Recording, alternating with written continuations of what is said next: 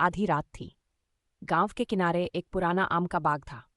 कहते हैं वहां बहुत मीठे आम लगते थे, लेकिन कोई लेने नहीं जाता था। क्यों? क्योंकि उस बाग में एक चुड़ैल रहती थी। जो भी रात में आम तोड़ने आता, वो लौटकर कभी नहीं जाता। एक रात एक लड़का आया। आम की खुशबू ने उसे मजबूर कर दिया। जैसे ही उसने पहला आम तोड़ा, पीछे से एक साया उभरा। लंबे बाल, उल्टे पैर, लाल आंखें और मुंह से टपकता खून। वो चुड़ैल थी। एक ही झपट्टे में उसने लड़के को पकड़ लिया और वहीं पे खा गई। सुबह लोग सिर्फ खून के धब्बे और टूटे आम पाए। तब से आज तक वो आम कोई नहीं तोड़ता, क्योंकि वो चुड़ैल अभी भी बाग किसी नए शिकार का इंतजार कर रही है।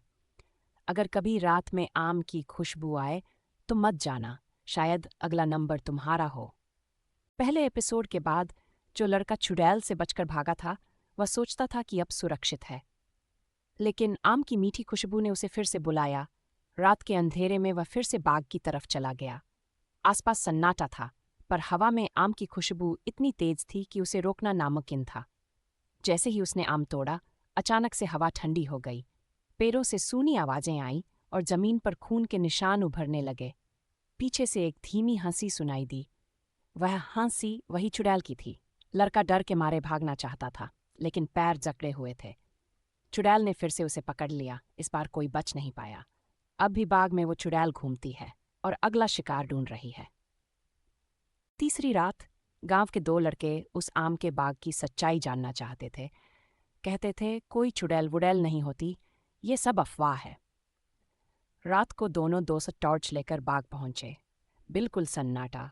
पेड़ हिल रहे थे, लेकिन कोई दिखाई नहीं दिया। एक दोस्त ने आम तोड़ा और कहा, कुछ नहीं होता। तभी पेड़ों के बीच से सफ़ेद साड़ी में एक औरत दिखी। उल्टे पैर, मुंह से खून टपकता और आंखें जल रही थी। चुड़ैल! एक दोस्त तो डर के मारे वहीं गिर पड़ा। दूसरा भागता रहा, लेकिन उसकी टॉर्च अब भी बाग में जली मिलती है। वो कभी मिला ही नहीं।